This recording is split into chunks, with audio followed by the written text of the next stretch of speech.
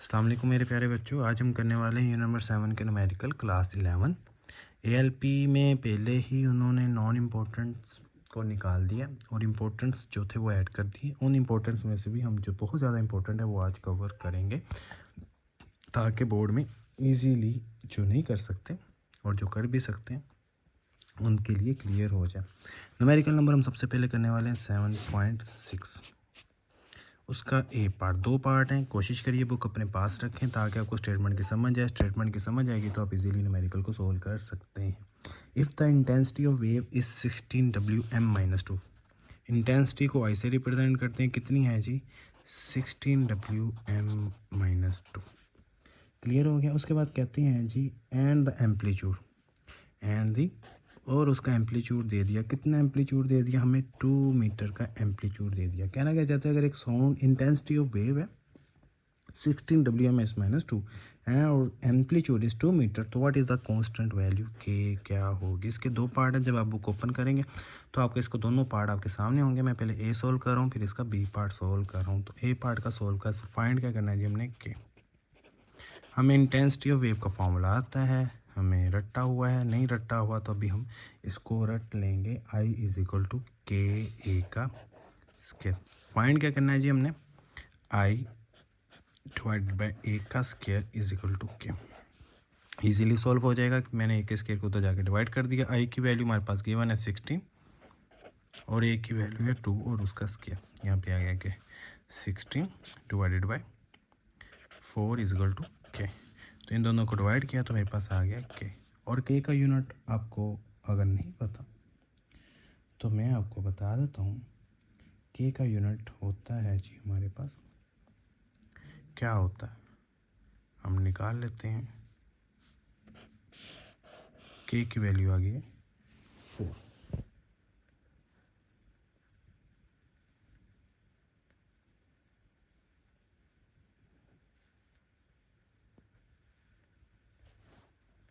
ठीक हो गया। और के का यूनिट आता है WM-4। ठीक हो गया। इधर से हमने निकाल लिया। कैसे? आई की वैल्यू थी WM-2 यूनिट में और ए का होता है मीटर्स के। तो यहाँ से मैंने ड्राइव कर लिया। अब इसका बी पार्ट करते हैं। आई होप कि आपको समझ आया होगा।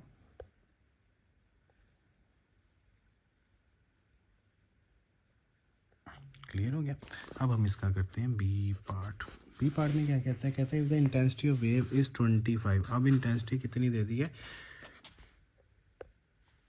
25 दे दी है WM-2। क्लियर हो गया। एंड द कांस्टेंट, अब यहाँ पे कांस्टेंट वैल्यू दे दिया, के दे दिया। बी पार्ट में के कितना दे दिया?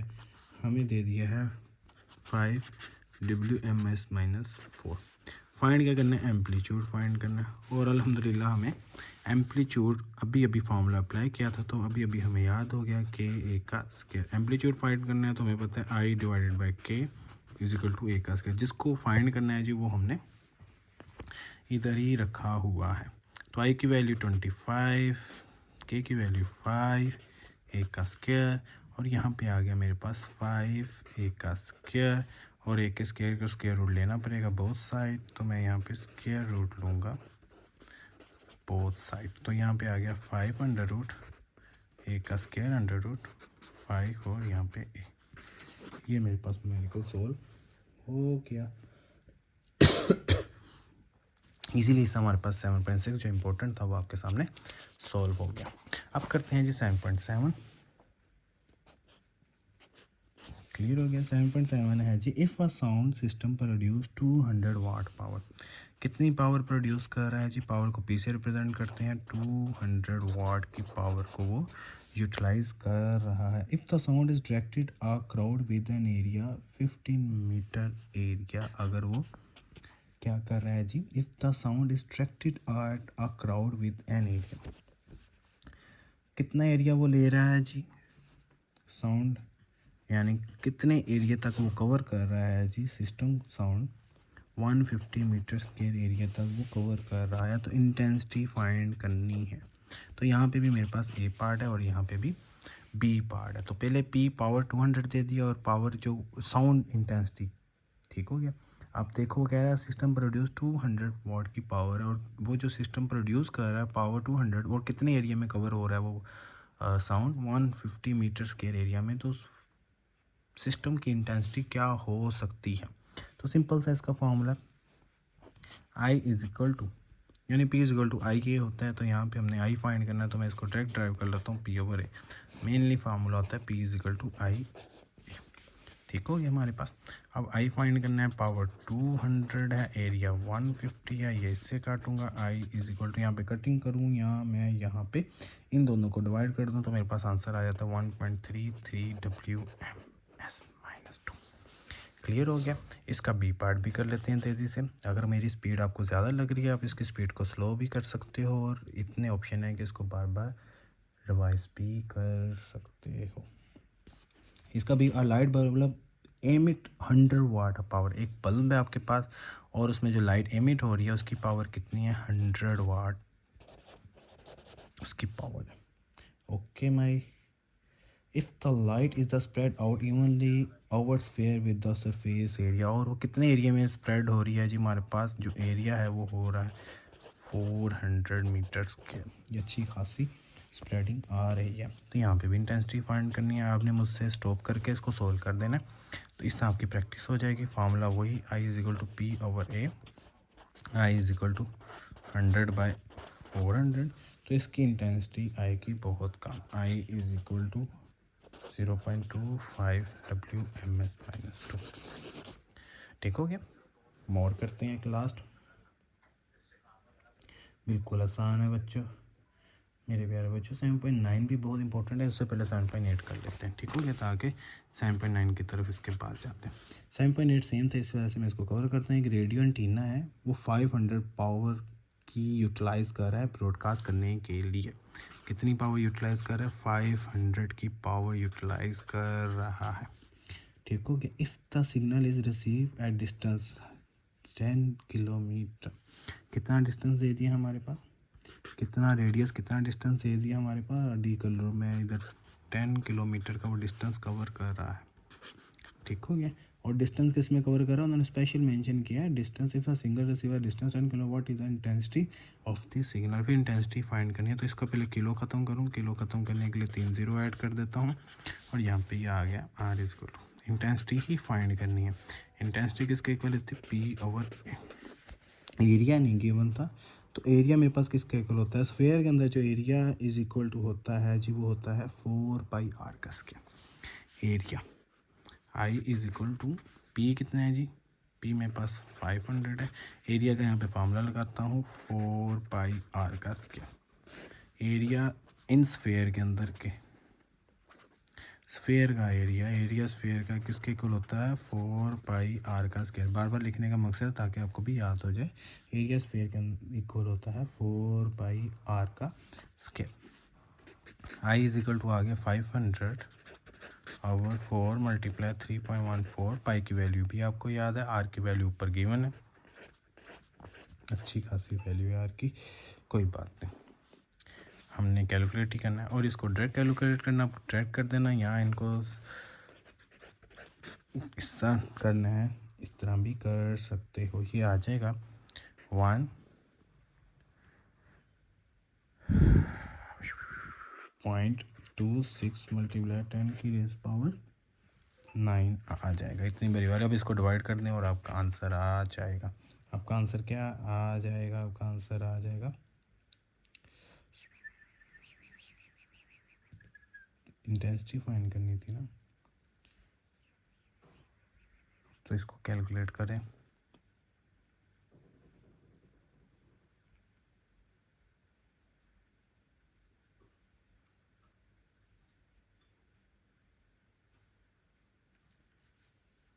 इसको कैलकुलेट करना पड़ना है जी 4, इसको कैलकुलेट करके कंफर्म करिएगा बस आप आंसर, और कुछ गलती होगी तो मुझे मेंशन कर दीजिएगा ताकि मैं इसको ठीक कर सकूं। लास्ट न्यूमेरिकल करते हैं, बहुत ज़्यादा इंपॉर्टेंट न्यूमेरिकल है। न्यूमेरिकल नंबर है जी 7.9। क्लियर हो गया। लेकिन जो पहले भी करवाए थे वो भी इम्पोर्टेंट थे, ए बी पार्ट वाले, और ये भी बहुत ज़्यादा इंपॉर्टेंट है। An organ pipe has length of 1 metre. एक ऑर्गन पाइप, उसकी लेंथ कितनी, एल कितनी है जी हमारे पास, 1 मीटर उसकी लेंथ है। लेंथ 1 मीटर है जी। Determine the frequency, frequency fundamental और नेक्स्ट टू, यानी F1 फंडामेंटल, F1 जो फर्स्ट फ्रिक्वेंसी होती है उसे फंडामेंटल फ्रिक्वेंसी बोलते हैं, और नेक्स्ट टू यानी 2 और 3 फंडामेंटल फ्रिक्वेंसी के बाद जो 2 नेक्स्ट फ्रिक्वेंसी है वो भी फाइंड करनी है। इस वजह से थोड़ा सा लेंथी हो जाएगा। और हमें स्पीड लास्ट पे दे दी है 340 मीटर पर सेकेंड। 2 पार्ट हैं इसके। इसका if open at both hand, open at both and, पहले ओपन एट बोथ हैंड का फॉर्मूला देख लें फ्रिक्वेंसी का। फ्रिक्वेंसी फाइंड करनी है, कितनी फ्रिक्वेंसी फाइंड करनी है मैं यहाँ पे लिख देता हूँ।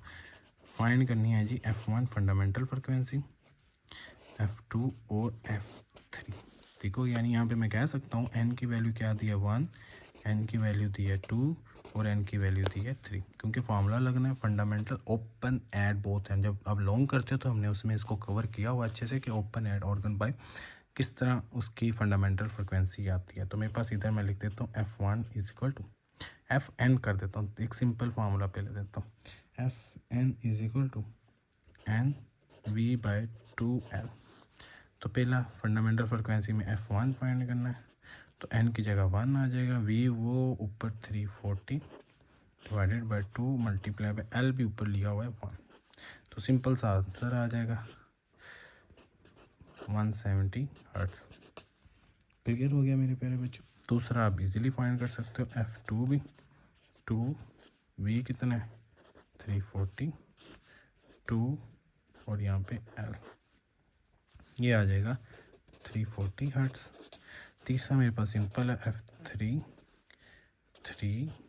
n की जगह रिप्लेस करो, ये n की जगह 3, n की जगह 1, n की जगह 2, v की वैल्यू भी फिक्स है और l की वैल्यू भी हमें दी हुई है 1, तो यहाँ पे आंसर आ जाएगा 170 मल्टीप्लाई बाई 3 हो जाएगा 510 हर्ट्ज। बाकी कैलकुलेट कर लीजिएगा, जो हल्की फुल्की जो मिस्टेक होगी वो इजीली कवर अप हो जाएगी, बस समझ आनी चाहिए बात, और कुछ भी नहीं है यहाँ पे। बी, अब बी क्या है मेरे पास, if the pipe is close,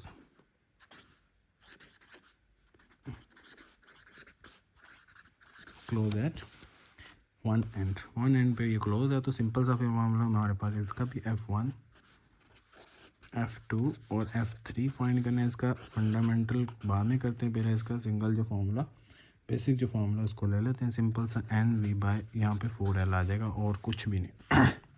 तो F1 फाइंड करते हैं, एन की जगह 1, वी की जगह 340, 4 मल्टीप्लाई बाय 1, यहाँ पे हमारी कटिंग होगी और यहाँ पे मेरे पास आंसर आ जाएगा, इसको कैलकुलेट करना पड़ना है, 2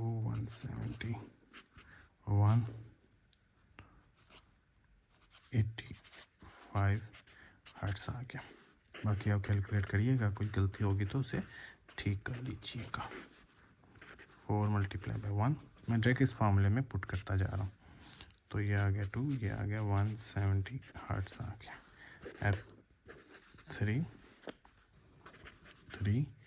340, 4 मल्टीप्लाई 1, जब मैं इसको किया था ये बना था 85 को 3 से मल्टीप्लाई करूँगा तो